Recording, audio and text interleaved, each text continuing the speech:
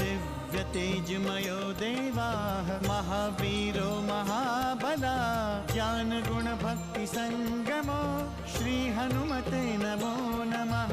जय हनुमान संकट मोचन जय हनुमान। जय हनुमान संकट मोचन जय हनुमान। केसरी नंदन तिहु जगवंदन अंजनी सुत बलधारी। केसरी नंदन तिहु जगवंदन अंजनी सुत बलधारी। संकट मोचन नाम तुम्हारा संकट मोचन नाम तुम्हारा हर संकट पे भारी। जय हनुमान संकट मोचन जय हनुमान। जय हनुमान संकट मोचन जय हनुमान। संकट उसके निकट न आवे ले जो शरण तुम्हारी। संकट उसके निकट न आवे ले जो शरण तुम्हारी। संकट मोचन नाम तुम्हारा संकट मोचन नाम तुम्हारा हर संकट पे भारी। जय हनुमान संकट मोचन जय हनुमान। जय हनुमान संकट मोचन जय हनुमान। जीवा का पता चल गया है बहन। वो गोदावरी पार कर जटायु नाम के गिर्ध के पास चली गई है। जाओ मार डालो। तुम्हारी प्रतीक्षा अब शीघ्र पूर्ण होने वाली है। यदि वो हमें ढूंढते हुए यहाँ पर नहीं आएंगे तो आप उन्हें यूं ही छोड़ देंगे। हमें उसका शिविर नष्ट कर देना चाहिए। इतना आक्रोश करने की कोई आवश्यकता नहीं। तुम भूल रहे हो, हम उन कुमारों का वध नहीं कर सकते क्योंकि उनका वध करने का हक बहन का है। स्मरण है तुम्हें, उन्होंने स्वयं कहा था।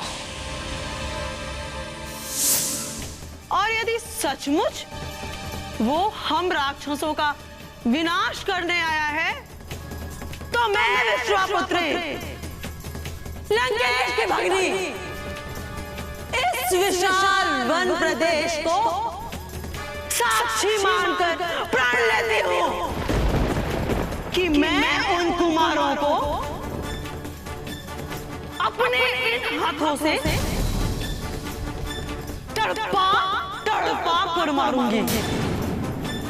तड़पा तड़पा कर।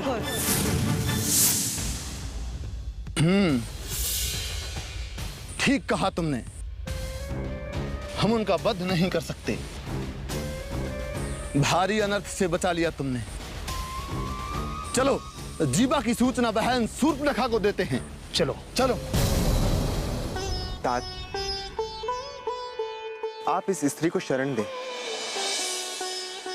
हम वचन देते हैं कि राक्षस इस स्त्री का कुछ नहीं बिगाड़ सकते। मुझे विश्वास है रघुनंदन, पूर्ण विश्वास है। दंडक वन अवश्य ही ऋषियों की तर्जस्थली बनेगी। तभी हमारा आगमन यहाँ सार्थक होगा। तात,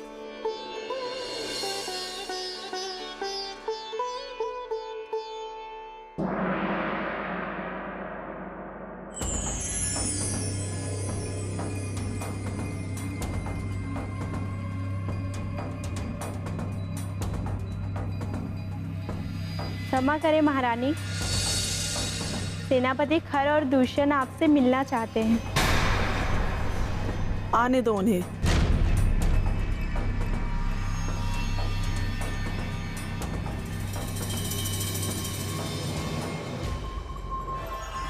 आपकी जय हो। जीवा कहाँ है? वो कुमारों की शरण में है। हम उसे वापस लिए बिना नहीं आते, किंतु तुमने कहा था कुमारों का वध तुम स्वयं करोगे। मुझे जीवा चाहिए, जीवा। बिना कुमारों का वध किए वो नहीं लाई जा सकती। और फिर तुम ही ने तो मना किया था कुमारों का वध करने से हमें।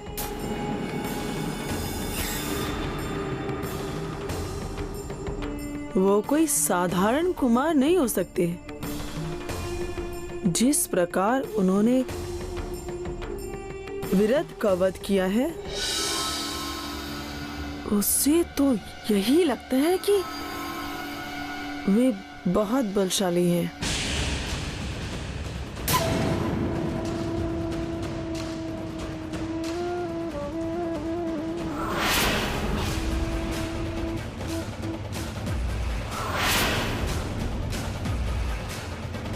क्या सोच रही है बहना?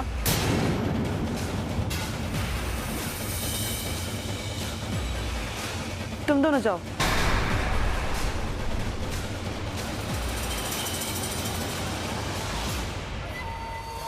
अयोध्या के राजकुमार सदा धनुष्मान लिए, बहुत ही कोमल, बहुत ही बलशाली।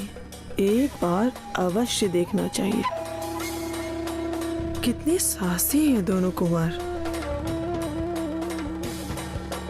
यहाँ तो कोई देवता भी नहीं आ सकता, पर ये कुटी बनाकर रहते हैं, निर्भय रहते हैं हमारे जनस्थान में। अगस्त्य तो बहुत पराक्रमी है, पर यहाँ नहीं आ सकते। असाधारण है ये कुमार। मुझे इन कुमारों से मित्रता करनी चाहिए। भ्राता रावण से कहीं अधिक बलशाली है ये कुमार। संकट मोचन जय हनुमान। प्रहार करो लक्ष्मण, प्रहार करो।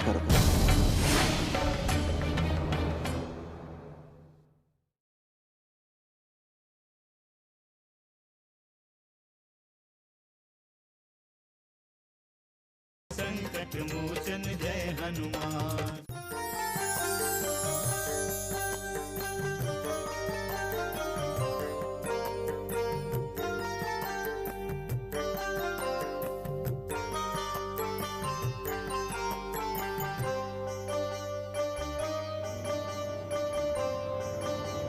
देवराज! देवराज!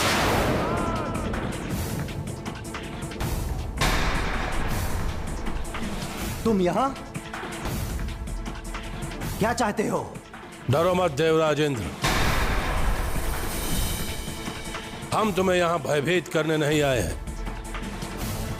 अभी तो तुम्हें एक सांसारिक सत्य का ज्ञान करवाने आए हैं। तुम्हें तुम्हारी एक भूल का स्मरण करवाने आए हैं यहां। तुम मुझे सांसारिक सत्य का ज्ञान देने आए हो रावण? देवराज इंद्र को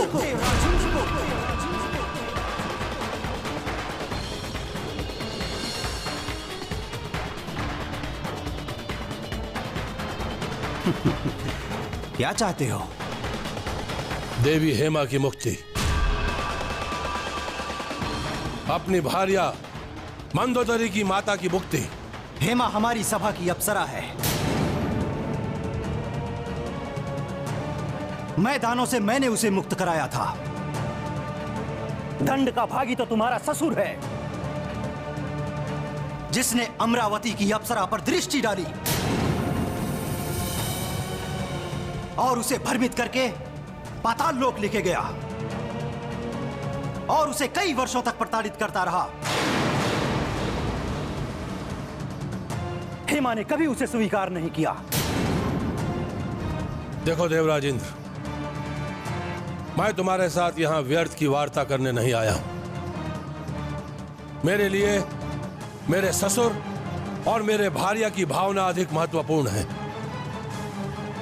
और मैंने मंदोदरी को यह वचन दिया है कि आज किसी भी मूल्य पर मैं उसकी माता हेमा को यहां से लेकर जाऊंगा।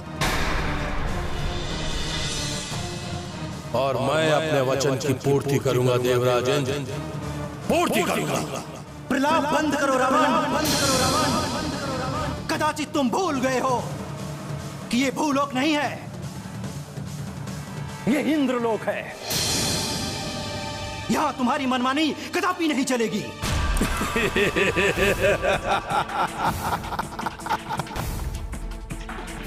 देवराज इंद्र, भूलोक को भूल जाओ।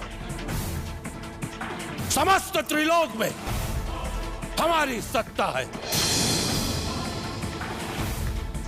संपूर्ण सृष्टि हमारी है।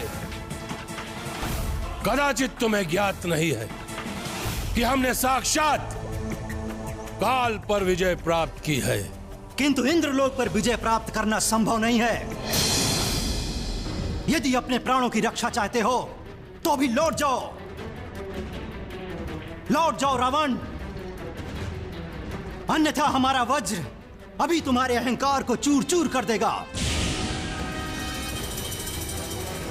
कदाचित तुम्हें हमारे वज्र की शक्ति का ज्ञान नहीं है।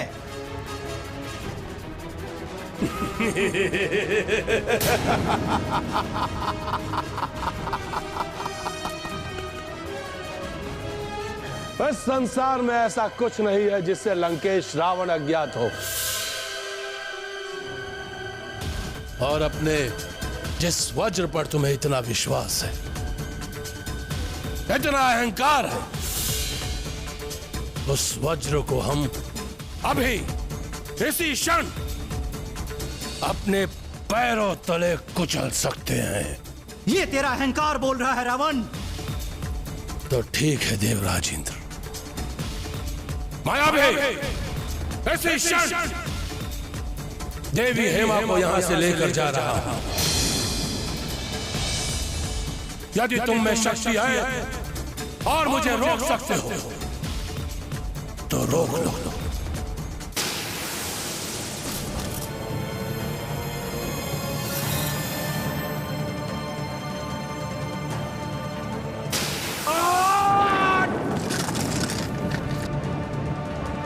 आइए आइए देवी हेमा।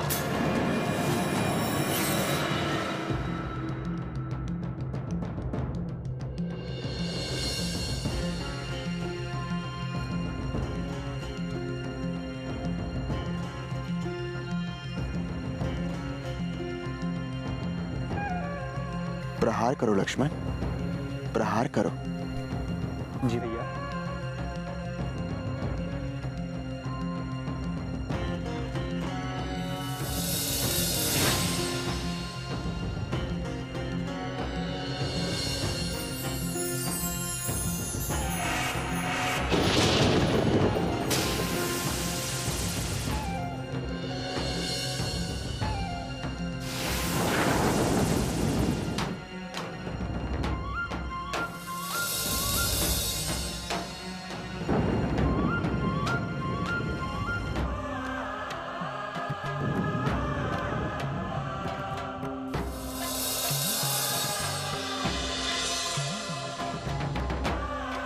अद्भुत है भैया, अद्भुत है ये अग्निबाण। महर्षि अगस्त के दिए हुए शस्त्र बड़े ही प्रभावशाली हैं लक्ष्मण। इनकी शक्तियों पर कोई संदेह नहीं है। सबसे बड़ी विशेषता तो ये है, अपने लक्ष्य तक अवश्य पहुंचते हैं और शत्रुओं का अंत करने के पश्चात ही वापस आते हैं।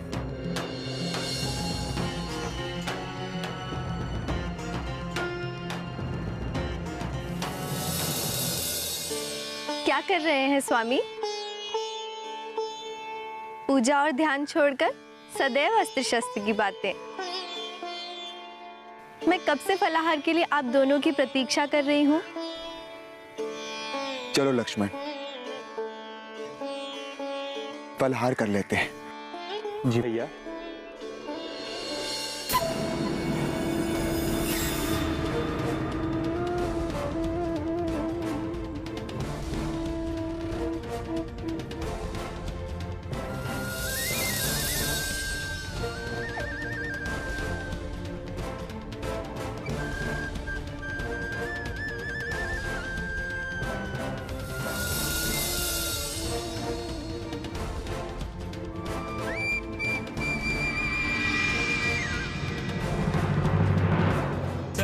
मोचन जय हनुमान।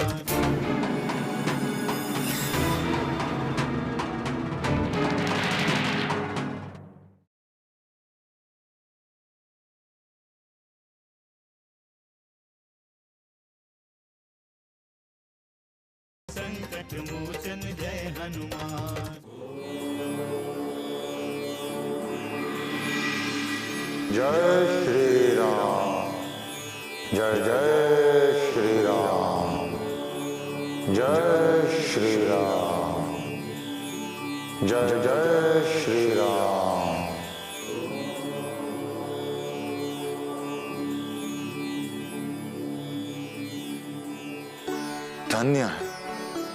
धन्य है प्रभु आप, धन्य है। आपकी लीला अपरंपार है प्रभु, अपरंपार।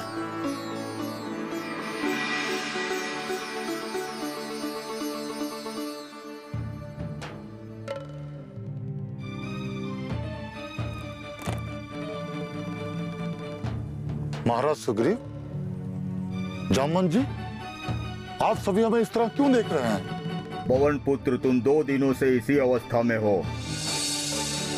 रात दिन का तुम्हें ध्यान भी नहीं है। हाँ पवन पुत्र, ऐसा लग रहा था जैसे तुम्हारा शरीर यहाँ है और प्राण कहीं और। यहाँ पर सभी चिंतित थे हनुमान। हम लोग अभी सहज हो पाए हैं।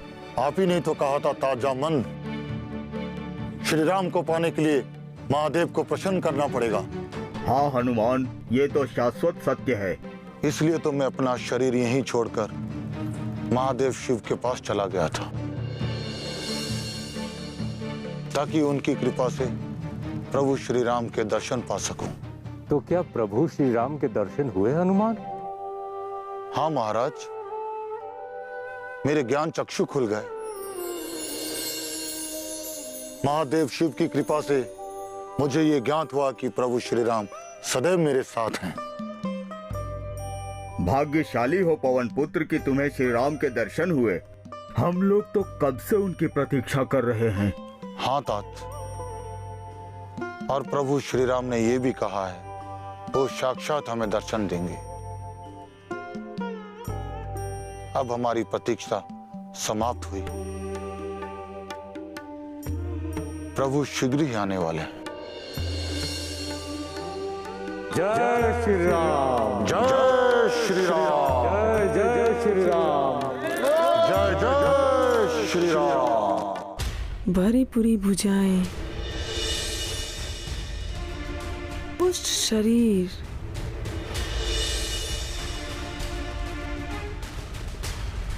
ऊंचे ललाट, बड़ी बड़ी आंखें, मुख पर मोहक मुस्कान। धन्य है ये कुमार, धन्य है। बहुत ही सुंदर, बहुत ही मनमोहक।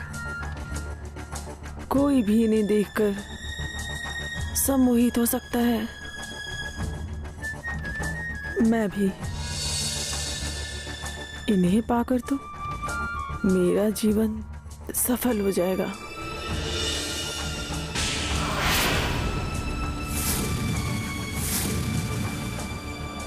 इतने सारे फल? संकट मोचन जय हनुमान।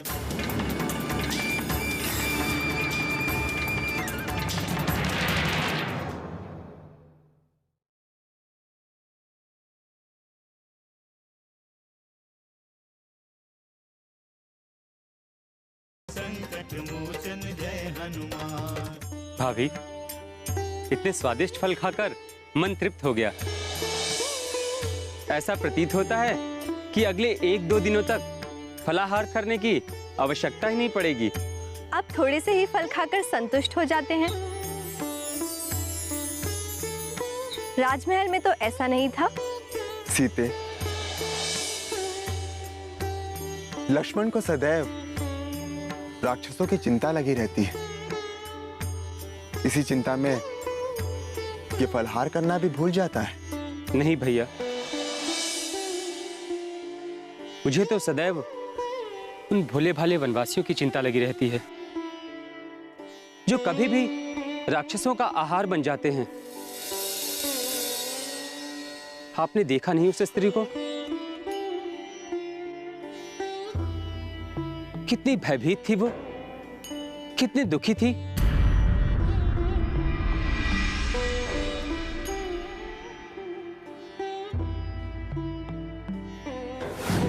खर और दूषण ने इसके पूरे परिवार को इसकी आंखों के सामने मार डाला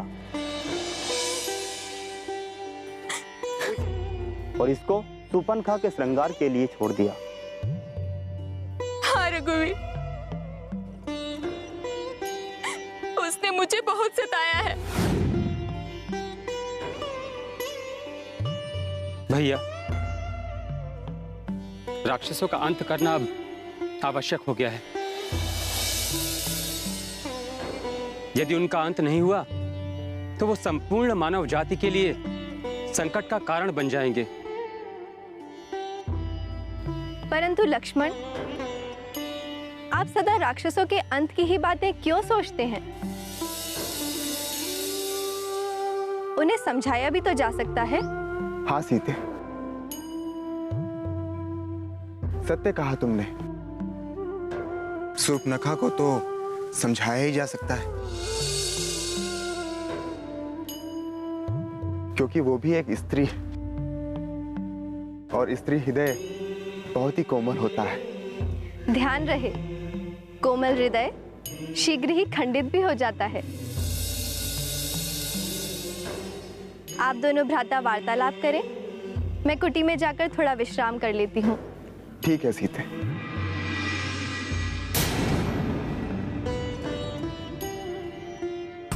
कितना सुखद संयोग है, वो स्त्री कुटी में जा रही है। कुमारों से वार्ता करने में अब कोई बाधा नहीं होगी।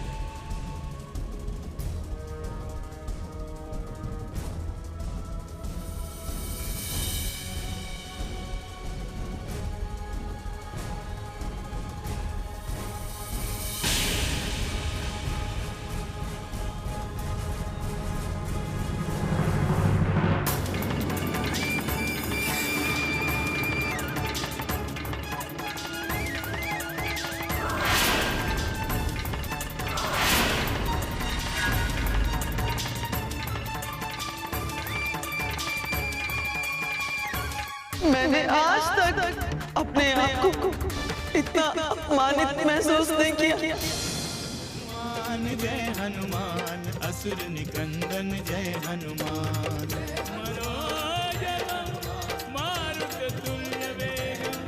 जितेन्द्रियं बुद्धिमतां वरिष्ठं वातात्मजं वानरयूथमुख्यं श्रीरामदूतं शरणं प्रपद्ये।